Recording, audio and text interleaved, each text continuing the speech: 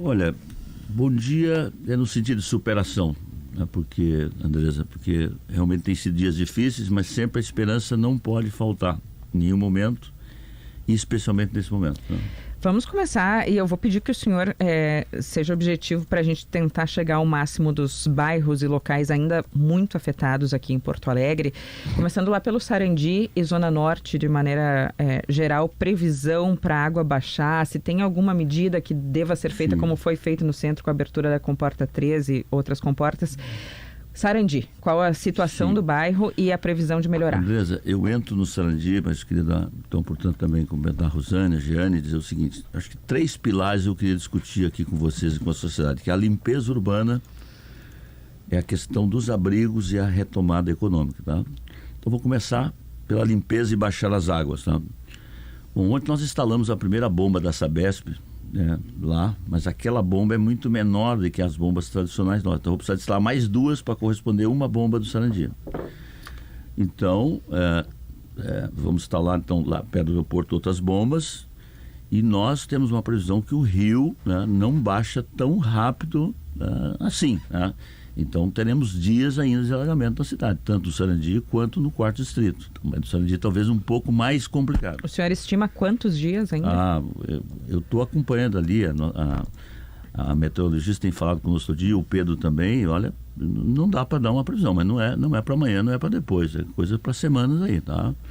Bom, aí a limpeza está entrando no Sarandi, como está entrando nos outros bairros, na medida em que a água está baixando. Então, naquelas ruas mais perto da Assis Brasil, a limpeza está chegando já. E aí vai aqui já um primeiro pedido, né? Eu sei que no primeiro momento, às vezes não é possível botar tudo fora, porque as pessoas vão acabando, olha, esse também tem fora. Agora, se der para botar praticamente tudo aquilo que tem fora de uma vez só, isso ajuda muito a limpeza, porque o caminhão passa e não tem que retornar naquela rua. Então esse é um pedido que eu quero fazer aqui a todos os bairros que estão passando por limpeza. Então lá no Sarandi é isso. No 4º distrito a água vai baixar um pouco mais rápido, mas também né, demora muitos dias, e a limpeza também entrou parte da limpeza ontem. Hoje nós vamos estar com 500 garis entre várias equipes na cidade, né? Mas aqui no 4º distrito, prefeito, queria entender melhor, o senhor disse, vai demorar um pouco para baixar. O que nós temos, o que está sendo feito no 4º distrito? Tem bombas retirando a água, ou a expectativa é assim, vai baixar porque vai baixar o rio, vai baixar por conta própria? É assim, Rosane, das 23 bombas, 9 já estão funcionando, correto? E nós temos a previsão de hoje ter mais uma ligada, e assim vai indo durante toda a semana. Por quê? Porque para ligar essas bombas, eu tenho que isolar as casas de bomba, tenho que tirar as águas que estão dentro das casas de bomba, senão a bomba está com o quadro elétrico todo tomado. Então, a gente quer retornar as 23 casas de bomba. As primeiras que nós conseguimos foi aqui dessa região. Uma delas está bem pertinho aqui lá da Polícia Federal. Então, essas casas estão espalhadas pelo 4º distrito, estão espalhadas pelo Sarandi, né, dessas 23. Então, a gente vai retomando. Está chegando 9 casas de bomba da Sabesp. E elas também serão acopladas a esse sistema de tirar água.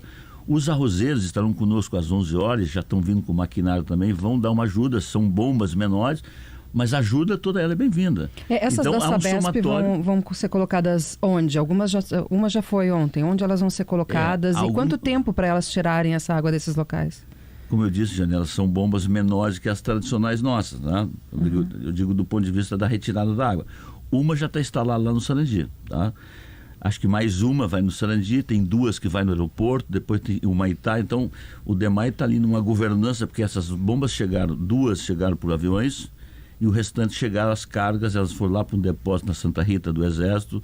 Então ontem nós contratamos mais guinche, mais caminhão muque. Essa governança foi durante o dia para montar essas casas de bomba lá, porque montar no local é muito complicado. Então nós chegamos à conclusão que era melhor montar onde elas estão e os caminhões do Exército ou outros caminhões deslocar com elas. Então, e eu determinei também, que foi feito ontem parte e hoje restante, vistorias nos locais aonde você vai botar as bombas, porque ontem, por exemplo, o cabo que se dava do tamanho de X metros, chegou lá, era mais metro, aí tinha que arrumar mais um caminhão, vindo no 4º distrito, entrar para pegar o fio, para pegar aqueles fios grossos, quer dizer, então essa pré, né, inspeção vai nos ajudar a ser mais rápido. Então, os esforços todos, nós não estamos medindo esforços. O senhor agora, falou sobre... O que não dá para dizer assim, vai acabar a água amanhã? Não, são milhões e milhões de litros espalhados. O Maitá e a Anchieta, porque a gente fala do aeroporto e da cidade, entre aspas, ilhada, porque não tem como chegar, o prejuízo para isso é enorme. Sim. Qual é o plano para a região do aeroporto? Não, a região do aeroporto faz parte do contexto da extensão do quarto distrito. Sim. Então, primeiro... Mas mais tem algo que dê para fazer mais rápido, para não deixar Porto Alegre ilhada? Dessas bombas, três delas, se eu não me engano, vai ser exatamente naquela região do aeroporto. Quer dizer, então, isso está sendo tratado com a Fraport. Aliás, ontem, na reunião das 16 horas, que tinha alguns empresários juntos que estão ajudando também, o diretor Darcy me disse, olha, Melo, aquela estratégia onde ia botar a bomba, botar a bomba, a Fraport tem será. Então, essa governança está sendo feita com a Fraport e tem uma atenção muito especial. Por quê? Porque o aeroporto, evidentemente, ele não só trata da questão humanitária, mas com a economia, né, do Rio Grande do Sul, que não é só por lá. Então, os esforços da prefeitura no que diz respeito a ela, no aeroporto, será feito todo mas em consonância com a Fraport. O que a Fraport disse nessa reunião, para a gente saber também como está sendo essa... O senhor fala em governança, mas como é que vai ser? A Fraport vai investir também? Ou a prefeitura? Como é que está sendo isso? As localizações das bombas para retirar água. Eu estou falando nesse momento só de secar a cidade. Sim. Os investimentos da Fraport... Não, digo em investir até para ajudar a secar essa parte do aeroporto. Tem que colocar umas bombas mais veja potentes. Bem, acho que está todo mundo se somando. Não tem tantos geradores de bombas disponíveis, porque todo mundo precisa. Porto Alegre é parte desse processo. Mas a Fraport tem sido uma boa parceira nossa. E eu torço muito para que a Fraport não desista dessa concessão. Eles deram algum sinal para o senhor de que poderiam desistir? Não deu, mas eu quero dizer, eu torço muito. E o município, com certeza o Estado e a União, fará um esforço coletivo, porque uma operadora dessa qualidade, nós não podemos perdê-la. Né? Mas esse esforço já teve que ser iniciado? Teve alguma... Não, já não houve nada disso. É que o seguinte, é que na verdade, na pandemia teve problema. Agora vem esse processo todo. Então, eu acho que a concessão, que é uma questão nacional, vai ter que talvez rever a extensão, enfim.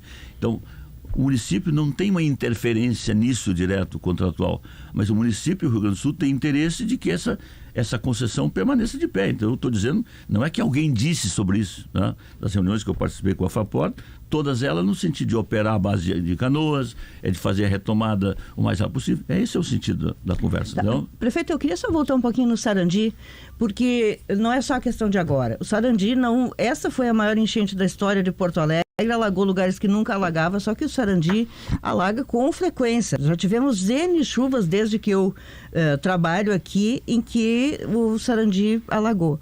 Tem como resolver o problema do dique do Sarandi de outra forma, ampliar ou garantir alguma forma de que o Sarandi não seja essa área em constante ameaça? Rosane, bom, é verdade o que tu está dizendo, mas também não é só o Sarandi quando chove muito que alaga, mas lá um pouco mais. O que aconteceu com aquele dique, né? Aquele dique vem do Arroio Feijó e é uma bacia do Gravataí. Ontem mesmo, né, o Geraci, secretário do Serviço Urbano, voltou para lá para tentar estancar a água, né? Ele extravasou, mas ele não rompeu. Então, esse é um dos diques, né? É um dos diques que vai ter que ser revisitado na questão de proteção de cheias. Porque, por exemplo, o dique do lado da Arena do Grêmio também rompeu. O lado da usina do gasômetro também não funcionou. Entrou água pela usina do gasômetro. Então, quer dizer, eu estou falando de 3 diques da cidade. Ali tem que ter um trabalho que não envolve só Porto Alegre. O Arroio Feijó é um dos maiores arroios que deságua aqui. Então, você precisa ter um investimento pesado de macrodrenagem na Grande Porto Alegre, especificamente em relação ao Sarandi, não resolve só com obra em Porto Alegre. Aliás, nós tivemos lá um PAC, né, drenagem urbana, ainda no governo Dilma, e acabou não acontecendo, veio o governo Bolsonaro, isso acabou também não acontecendo. Então, não há como resolver a proteção de cheias em Porto Alegre apenas fazendo proteção em Porto Alegre, especialmente naquilo que está fazendo ali. Né? A gente tem uma pergunta do Fernando Fã, que é do IPH, o senhor conhece bem.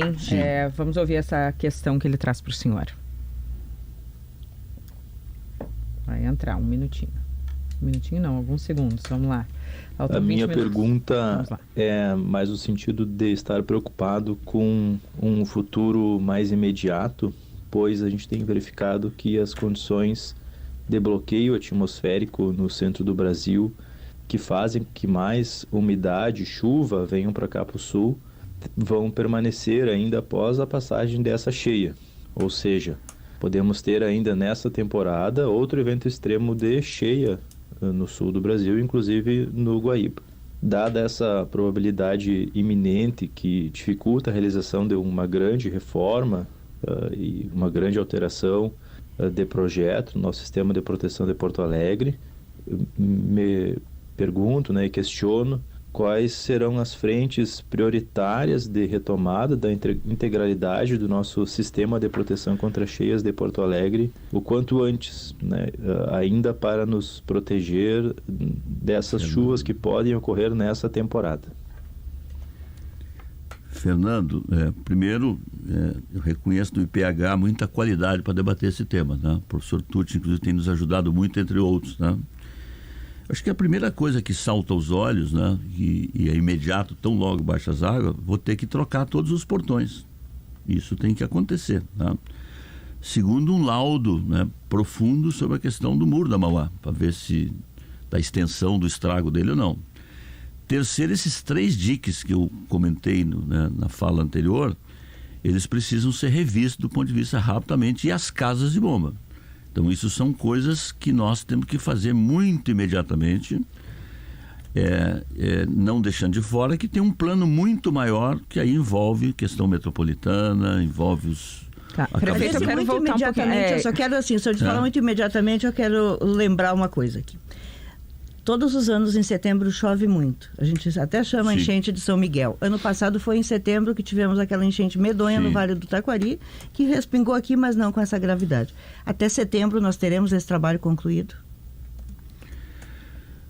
Rosane, eu vou utilizar do decreto de calamidade pública que o Rio Grande estabeleceu e nós ratificamos aqui, e vou usar todos os recursos que tenho dentro do DEMAI financeiramente, porque toda vez que eu falo em intervenção, a intervenção traduz dinheiro, tá? Bom, e vou utilizar dos recursos, né, de buscar empréstimo para fazer, porque eu estou falando aqui de milhões e milhões e milhões, né? Agora, nós vamos fazer toda a decisão rápida, usando o decreto para aquilo que nós puder fazer agora, nós vamos fazer. Eu não tenho como fazer agora porque as águas estão lá, mas vou fazer. Prefeito, quanto tempo demora para fazer isso? E eu aproveito para a gente voltar um pouquinho no tempo. Se as casas de bomba estivessem funcionando, se as comportas estivessem fechadas como deveriam, muitos bairros não teriam ficado alagados como ficaram. Qual foi a manutenção? Houve alguma falha nos últimos anos, não só no seu governo, mas nos governos anteriores? Onde foi que falhou? Porque houve falha, né? Andresa, houve falha com certeza em todo o Rio Grande. São 450 municípios que mais ou menos parecido com Porto Alegre. Mas falando de Porto Alegre. Não, é mais ou menos parecido. Então, assim, tem que discutir a lavoura e não só a árvore da lavoura. Não, isso a gente vai discutir com o governador também, mas Porto Alegre. A quantidade de água que chegou, você tem que entender o seguinte: Porto Alegre é duplamente atingido. É atingido pelas águas que caem aqui e pelo mundaréu de água que caiu nos 4 rios. Mas se tivesse o sistema funcionando, mas veja bem, mas é que você parte do pressuposto que é só o Muro da Mauá. Então, o Sarandi foi alagado, a Ponta Grossa foi alagado, o Lami foi alagado, o Belinô foi alagado. Quer dizer, então não é só o Muro da Mauá. O dique de proteção de Porto Alegre vai até o Cristal. E se demonstrou nesse alagamento que a quantidade de água foi muito maior. Então, vou revisitar tudo naquilo que couber o mandato que eu exerço até o final do ano. Vou tomar mas o sistema deveria proteger de cheias de 6 metros. A gente chegou a 5,35. Por que não protegeu? Mas não dá para dizer assim, reduzir o debate que foi a fresta do portão. As casas colapsaram e a água voltou no conduto forçado à Alro-Chave e todos os outros. Quer dizer, então, foi parte do processo o portão. O muro não caiu, não teve um pedaço do muro que caiu. Agora, parte dos portões caíram. E as bombas, prefeito? Mas as bombas foram concebidas, Jane, por uma altura que não era de 5,35 metros. Então, essa concepção é de 1970. Então, ela foi testada desse jeito agora. Se ela tivesse 5 metros de altura, elas todas estavam funcionando, mas elas não têm. Então não é verdade que Porto Alegre tinha um sistema que protegeria até 6 metros? Bom, veja bem. Então, veja o seguinte, na questão das casas de bombas, aí eu acho que não sei se tem alguém do DNS ainda com memória disso, né? Não sei se tem. Esse sistema não foi concebido nem por Porto Alegre, porque na época era um órgão nacional e ele precisa, nesse momento, ser revisitado na sua totalidade. Não tem como continuar com casas de bomba dessa altura, não tem. Agora, isso custa planejamento e dinheiro e nós vamos ter que fazer. Parte agora e parte depois. Eu vou voltar a lhe perguntar, isso poderia ter sido visto antes, né, prefeito? Todo respeito, eu não teria como mudar essas casas de bomba. As revisões foram feitas nas casas de bomba. Nós investimos muito em casas de bomba. Olha, deixa passar esse processo aqui agora. Eu vou fazer um levantamento dos últimos 10 governos e vou mostrar para vocês. Não, e não estou colocando na sua conta, estou perguntando ao longo dos anos. Mas ao longo dos anos não mudou-se o sistema. O sistema foi concebido em 70 e nenhum governo mudou. E agora aconteceu isso. Aliás, vários prefeitos defendiam, inclusive o senhor, a derrubada do muro. Qual é o seu posicionamento agora? Eu sempre defendi a mudança do sistema do muro. Nunca defendi a derrubada do muro. Eu acho que o Cais Mauá, isso está, em vários momentos eu manifestei sobre isso, é que eu acho que tem tecnologia para manter o muro daquela altura mais alto sem ser fixo, levantar de acordo com a tecnologia. Isso foi o que eu sempre defendi e continuo pensando desta forma, não derrubar o muro. Tá, prefeito, quero voltar aqui para o Humaitá, porque é outro, o senhor falou globalmente, mas o pessoal do Humaitá está aqui enlouquecido dizendo que eles foram esquecidos, que ao longo do tempo que eles foram esquecidos e que agora ninguém fala no Humaitá. Tem muitos condomínios ali no Humaitá, e foi um lugar que cresceu muito, inclusive tem um condomínio previsto pela sua administração para fazer ali no Humaitá, que eu imagino que o projeto vai ter que ser revisto agora diante desse alagamento. Barcelona? Ou não, o Barcelona? O Barcelona está ao lado acho que na rua Luiz do Filho, que é ao lado de todos aqueles prédios que estão ali na frente do Mascarenhas, né? Bom, vamos olhar o conjunto da obra. Primeiro, assim, ninguém será esquecido nessa enchente. Eu sou um prefeito que cuida de todos os bairros. Talvez eu não tenha conseguido ir em todos os bairros nesse momento, porque dia e noite eu tenho que tomar decisão. Né? Em algum lugar da cidade, dentro do carro, ou na sala de situação, na sala de crise. Mas o Humaitá não será esquecido, não foi esquecido, como nenhum bairro será esquecido da cidade. Agora, acontece é que a problemática é muito grande, né? Então, a dor do Humaitá é a dor do Sarandi, é a dor do 4º Distrito, é a dor da Ponta Grossa, é a dor do Guarujá. Então, se nós estamos juntos, eu quero dizer à população que nós vamos trabalhar muito, primeiro, para limpar a cidade. Segundo, essa questão dos abrigos, eu queria dizer que talvez seja a coisa mais delicada, essa transição dessas 15 mil pessoas e de outras 15 mil pessoas que não estão nos abrigos, mas que também estão desabrigados. Tem locais da cidade para os quais essas pessoas não vão poder mais voltar? Isso que está se discutindo sobre repensar a cidade. Por exemplo, as pessoas vão voltar para as ilhas? É assim, Jane, assim, quais os instrumentos que nós temos? Primeiro, o presidente Lula deu uma palavra, e eu acredito muito nele, de que ele vai resolver a questão da moradia. Mas o presidente não tem como resolver a moradia se eu não tenho imóveis disponíveis na mesma hora. Então nós temos que fazer uma transição. Eu estou mandando para a Câmara hoje de tarde um projeto de lei alterando a estadia solidária, que naquela enchente passada era de R$700, passando até R$1.000. E falei com o governo federal e falei com o governo do estado que a gente deveria fazer um voucher único. A prefeitura botando dinheiro, o governo, a União do Estado, e nós oferecemos para essas pessoas que estão em abrigos e outras, de que elas pudessem buscar, né, essa estadia solidária com um amigo do amigo do amigo, naquilo que puder. Esse é o primeiro caminho para essa transição. A segunda transição, as imobiliárias de Porto Alegre fez um grande levantamento, eu estou aportando também para o governo federal todos os imóveis usados de baixa renda que eles dispõem a vender. O estoque de imóveis... Esses o governo federal disse que compraria esses imóveis que... A compra assistida é R$170. Até 170 mil, sim. Aí eu disse para o ministro Pimenta, talvez o governo pudesse passar para 200 mil, teria uma atratividade maior. E o estoque de imóveis novos, popular, é muito pequeno em Porto Alegre, em torno de 1.000 hoje, tá? Das tendas, MRV e tal, enfim. E as retomadas da Caixa também são imóveis também muito diminutos, assim, o tamanho, a quantidade, né? Então esses são os instrumentos, porque nós vamos ter que fazer uma transição, porque muitas escolas precisam voltar às aulas, tem que desativar os abrigos. Outros abrigos também não tem mais como continuar.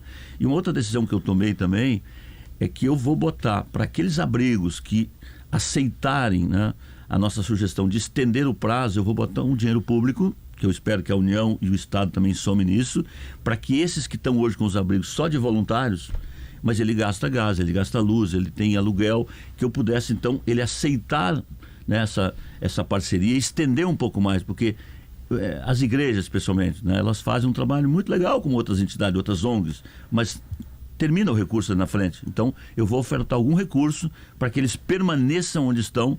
Agora, administrar 153 abrigos é muito difícil. Talvez a gente tenha que reduzir um pouco mais. Em relação às ilhas, que a Jane lhe perguntou, qual é o futuro daquela região? O senhor pretende deixar que as pessoas, deixar entre aspas, né, que as pessoas voltem para ali? Ou é uma área que se chegou à conclusão que não dá mais para morar? Sim, Andresa, numa conversa muito preliminar, né, com o professor Tucci, ele entende que algumas manchas da ilha poderia ter residência, não a totalidade. Tá? Agora, tudo isso tem que ser muito negociado, porque as pessoas têm uma coisa chamada pertencimento, elas querem voltar geralmente para onde elas estavam. Então, tem que oferecer transições minimamente seguras e convencimento. Vou dar um exemplo do drama do Humaitá, entre tantos. Aquelas 700 famílias, que não são mais 700, deve ser 1.000 hoje, todas estão em abrigo, são aquelas que é da cabeceira da ponte do Guaíba, que o DENIT veio dos governos anteriores, estou falando do terceiro governo nessa ponte, Dilma, Bolsonaro, agora Lula, e do lado de lá... Quarto, porque teve o Temer no meio. Pois é, então tá bem, quarto governo. Mas para terminar aquela obra da Tio Zé Careia, são 700, 800 famílias. Então eu tenho conversado, né, com o governo federal, porque quando o presidente Lula esteve aqui, lá na FIEGS, ele disse, o Rui Costa disse, olha, esse assunto eu vou resolver. Então agora, eu acho que ali no Humaitá, muito mais pessoas foram atingidas, mas eu acho que as primeiras, acho que aí o DENIT, acho que tem recurso para isso, vão ter que construir uma transição para as pessoas não voltar para lá. Tá. Elas e outras. Prefeito, eu quero ainda entender um pouquinho mais sobre as casas de bomba. O senhor falou já tem 9 das 23 funcionando. Na verdade é pouco, né? Por que elas não funcionaram no momento em que foram necessárias para Porto Alegre? Falta de manutenção, Andresa, não deu a capacidade? Eu vou repetir pela terceira vez, se for necessário, eu repito a quarta vez. Isso aí, vamos lá. Todas essas casas de bomba, na sua grande maioria, elas foram construídas numa cota que não era esse de enchente. Então a água bateu e ela tem, a casa está aqui, como está aqui o meu iPad, em cima aqui tem um quadro elétrico. A água bateu nela e bateu no quadro elétrico e ela colapsou. A energia foi desligada em toda a região. Então essas casas pararam, todas elas. Então somente agora, nesse processo que você foi, por exemplo, pegou ali perto do tribunal, né? Nós isolamos, botamos bag, tiramos a água, a casa voltou, fez uma linha direta da CE, isso valeu para o lado do Beira-Rio, isso valeu aqui para Ipiranga, e nós estamos fazendo nas outras casas de bomba. Então, para retomar essas casas de bombas, esta água tem que baixar. Isso quer dizer que no futuro elas têm que ser feitas em outros lugares? Talvez no mesmo lugar, só que a altura não dá mais para ser assim. E tem um prazo, tem um plano para que isso aconteça e tem principalmente um orçamento para que isso seja revisto? O sistema de cheio em Porto Alegre, Andresa, isso desde que sou vice-prefeito e depois prefeito, ele começa essa discussão com 5 bilhões de reais. O sistema de proteção de cheio em Porto Alegre, não falando da grande Porto Alegre. Uma casa de bomba dessa, nova, tudo isso que eu estou com uma altura diferente, é 30 milhões de reais.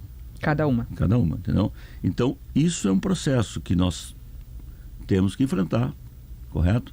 Mas nesse momento nós temos que secar a cidade, temos que fazer funcionar as bombas alternativas e, evidentemente, em seguida nós vamos ter que apresentar um plano, né, de revisitação de toda a cidade. Então, a pergunta que eu lhe fiz sobre o Humaitá, o pessoal não se sente contemplado aqui. Eles querem saber qual é o plano para secar o Humaitá que está nesse estado e qual é o plano para o futuro do Humaitá, já que tem esses projetos de construção de moradias que talvez tenham que ser revistos, como é o caso do Barcelona. Sim. Então, Rosane, eu quero dizer que a questão da drenagem, ela depende, em primeiro lugar, do rio baixar. Se o rio não baixar e todas as bombas funcionar, demora mais. O rio baixando e todas as bombas funcionando, ela vem mais rápido. E essa drenagem, ela vai sendo de cima para baixo, ou seja, as regiões mais perto do Guaíba serão aquelas que o alagamento vai terminar por último.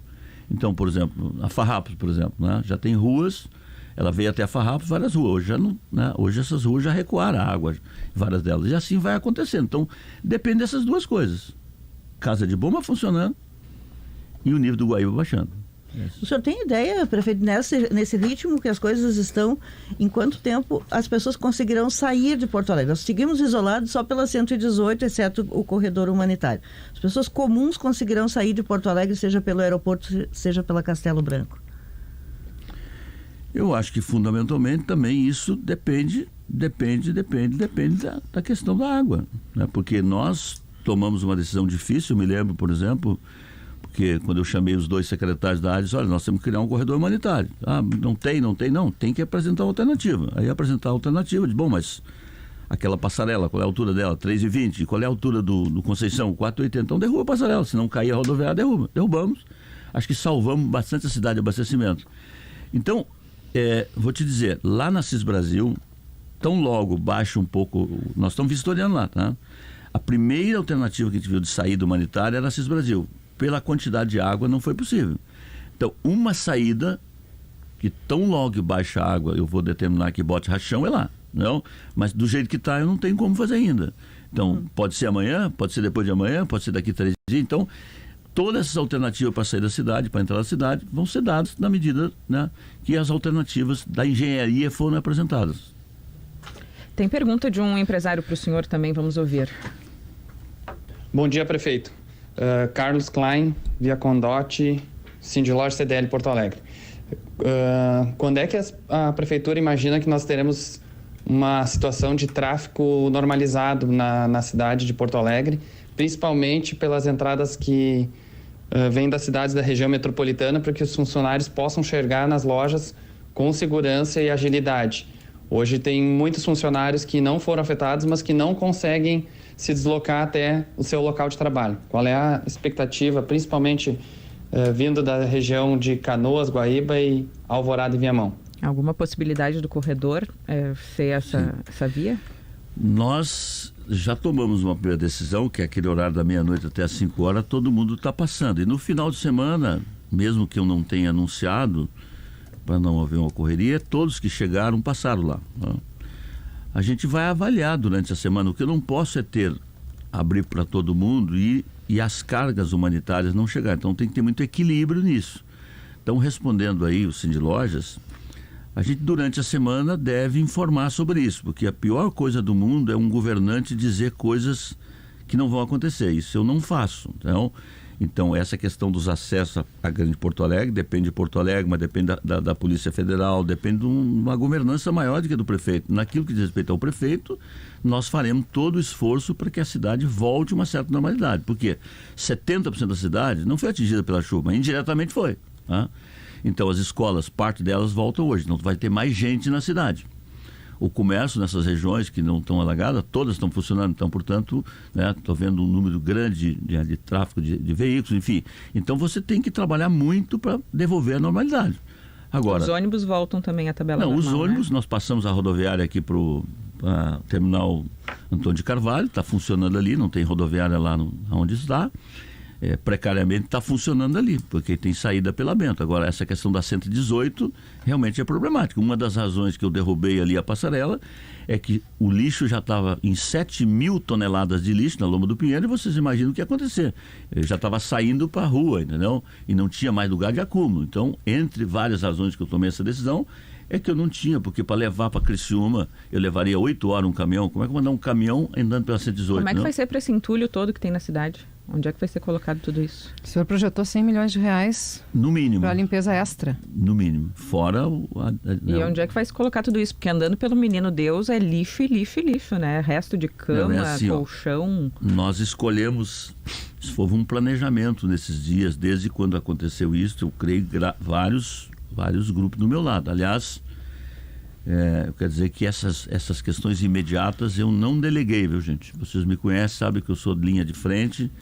Então, toda essa questão imediata é com o prefeito delegado aqui dos seus executivos. Então, eu criei um grupo que tem várias secretarias, a gente planejou a limpeza da cidade. Então, nós temos em todos esses bairros uma estratégia, escolhemos alguns terrenos nesses bairros locais E a gente, nesse primeiro momento, vai levar para esses terrenos, tudo isso que vocês estão vendo do Botafora, e os caminhões passam a tirar daquele terreno que nós escolhemos. O senhor já explica melhor depois do Notícia na Hora Certa. A gente já volta. O senhor estava explicando, prefeito Sebastião Melo, sobre para onde vai todo esse entulho da cidade, restos de móveis, de colchões, tudo mais que está sendo deixado nas ruas.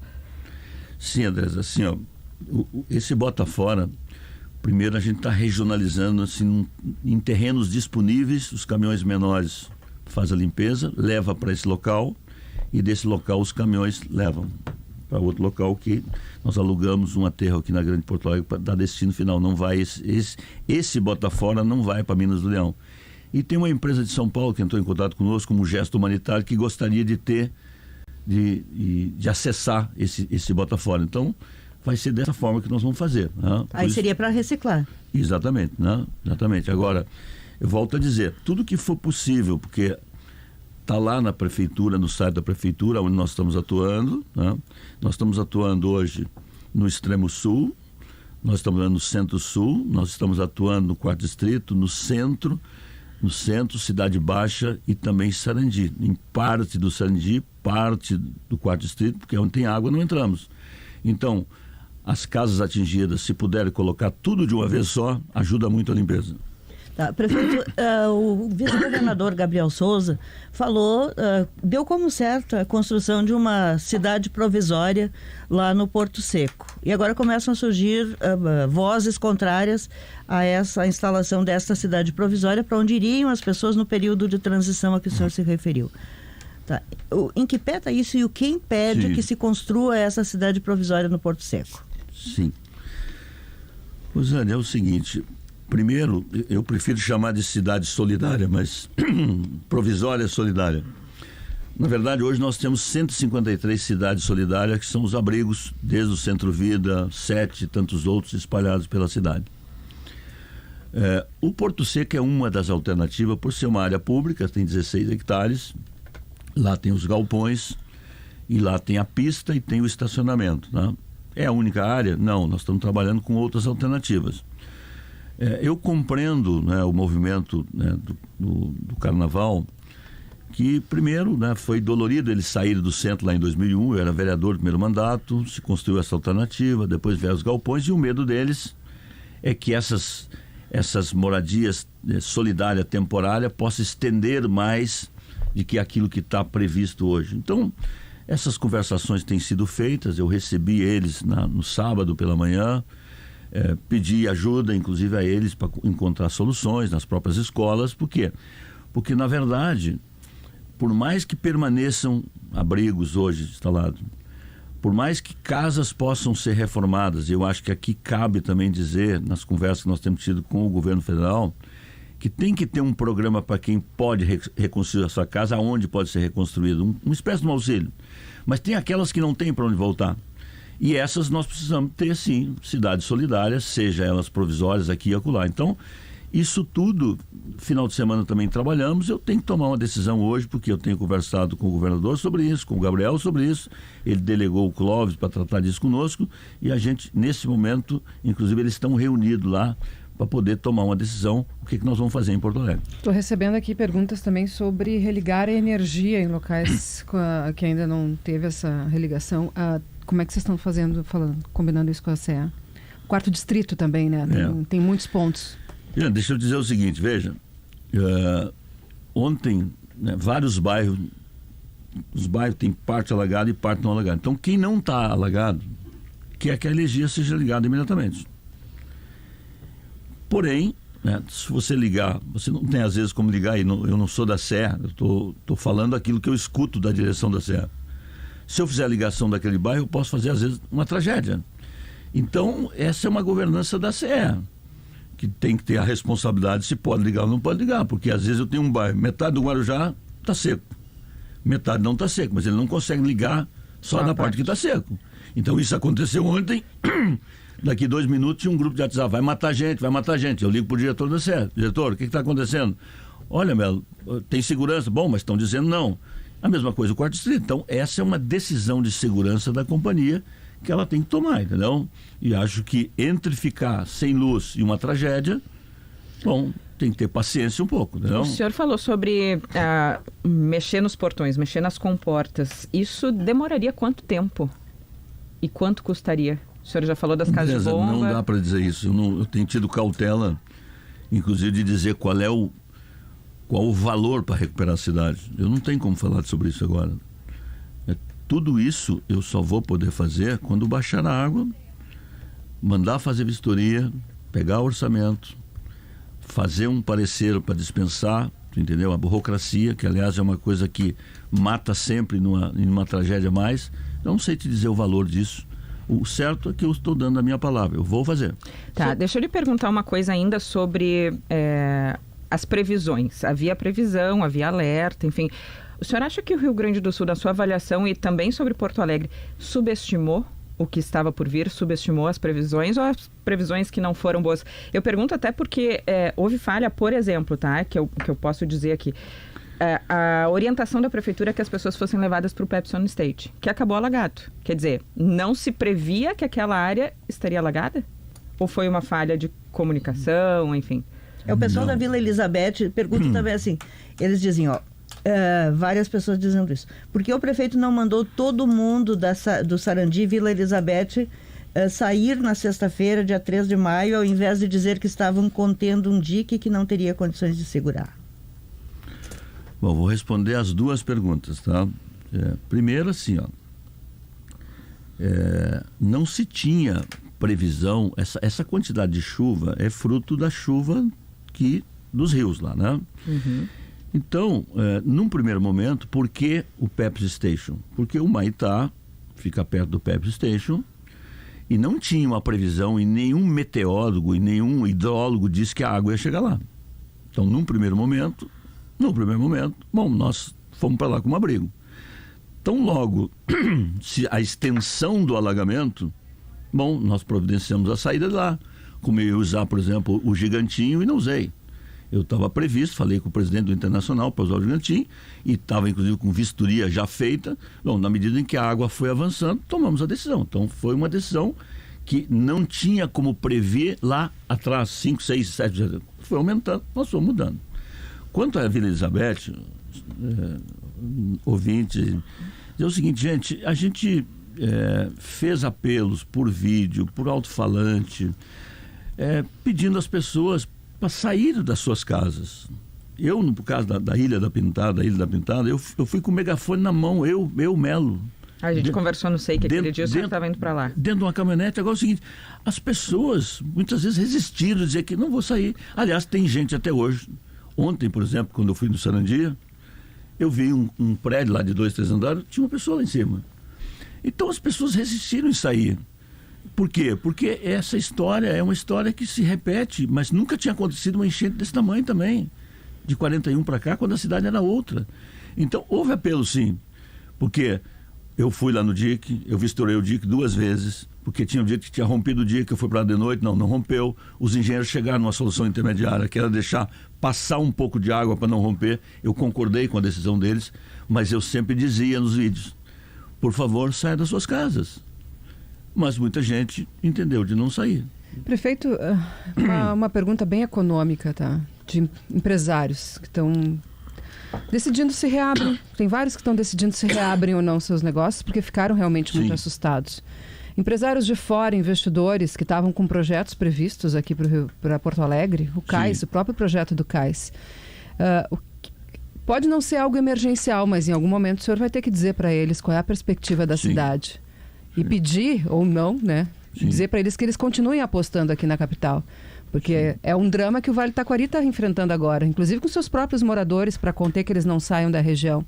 Como é que o senhor vai falar com os empresários sobre isso? São empregos, né? Eu acho que a tua pergunta é muito importante. Assim, eu tenho tratado nesse momento com 3 eixos, né? A questão da limpeza, a questão dos abrigos e da retomada econômica. A retomada econômica, acho que ela passa primeiro, acho que o governo federal tem que fazer um grande PRONAMP para o Rio Grande do Sul. Para o pequeno, para o médio, para o grande. Estamos esperando que saia essa semana. Não tem gente, não tem como botar de pé a economia do Rio Grande do Sul. Eu não estou falando de Porto Alegre. Então tem que ter um grande PRONAMP. Juros zero, estendido. Né? Eu já suspendi pagamento de IPTU nessa região, vou ter que suspender ISS também, prorroguei tudo, suspender. Então, naquilo que diz respeito taxa de lixo, IPTU, ISS, compete a mim, eu vou fazer. Não era o caso de simplesmente, nesse caso, deixar de cobrar o... É isso que eu estou falando. É isso que você está fazendo, não é só prorrogar. Não, eu prorroguei naquele primeiro momento ali para poder, hoje eu vou tomar uma decisão daqui a pouco, vou mandar um projeto de Câmara Legislativa, tem questões isentando mesmo de lei eleitoral, então eu estou vendo tudo isso, né? Então, no que for municipal eu vou fazer. Isso é absolutamente insuficiente. Então, a limpeza é indelegável, é da Prefeitura. É da Prefeitura eu estou fazendo. Os impostos municipais é da Prefeitura eu estou fazendo. Agora, para retomada econômica, precisa um forte abraço do empresariado de apostar na cidade. Eu tenho convicção Porque nisso. Isso precisa de segurança, precisa o que a Andressa tanto lhe perguntou, né? O que vai ser feito, quando vai ser feito para dar segurança que essas lojas, essas indústrias não vão ser alagadas de novo. Eu tenho conversado na medida do possível, quando não estou eu, está o Ricardo, quando não está o Ricardo, está o diretor Maurício. Ontem mesmo recebi mais o quarto distrito, recebemos lá o perto da Ceasa também, Mancheta. Ou seja, a gente vai ter que todo mundo junto. A retomada da cidade não é uma retomada só da prefeitura. Tem que haver uma compreensão. Nós não vamos desistir da cidade. Essa cidade vai ficar de pé. Essa cidade é forte. Ela já passou por vários problemas e nós levantamos. E esta é a ordem de todos nós. Eu sinto isso no empresariado. Eu tenho conversado com o Pedro Valério, tenho conversado com tantos outros empresários que investiram na inovação. Por exemplo, só de data center foi mais de R$1 bilhão, tudo tomado pela água. O Instituto Caldeira, o mercado público e tantos outros. Então, não há outro caminho. Nós não vamos desistir de Porto Alegre. Agora, tem que haver aporte financeiro, a prefeitura tem que estar junto, o governo vai estar junto, a segurança pública é determinante. Determinante a segurança pública, não? Prefeito, sabemos que o senhor tem muito trabalho e tem prioridades saindo daqui também. Agradecemos por essa primeira conversa aqui, depois da emergência que viveu Porto Alegre, que ainda vive, né? Mas para a gente sentar e conversar, falar um pouquinho sobre também causas e o que pode ser feito daqui para frente. Muito obrigada e bom dia. Andressa, me permite primeiro dizer que vocês estão fazendo um jornalismo informativo muito importante. Queria cumprimentar aqui publicamente por esse papel que vocês estão fazendo. Segundo, eu quero agradecer aqui todo esse voluntariado e todos os parceiros do Rio Grande do Sul, especialmente de Porto Alegre, que salvaram vidas, acolheram vidas e vai ajudar a reerguer a nossa cidade. E nós vamos botar Porto Alegre de pé, juntos. Tá? Obrigado. Viu? O senhor faria alguma coisa diferente hoje? Tem alguma coisa que o senhor, nesses dias aí, teria feito diferente? Do ponto de vista do dia da instalação da crise, eu repetiria o cardápio que eu estou seguindo. Ou seja, eu sou um prefeito que vem de experiência de vice-prefeito, peguei temporais lá atrás, tenho vivido muitas crises, sabemos o que estamos fazendo e estamos fazendo. Não? Ou seja, tomei todas as decisões com muita firmeza. Aliás, o comandante do time tem que passar serenidade para o time.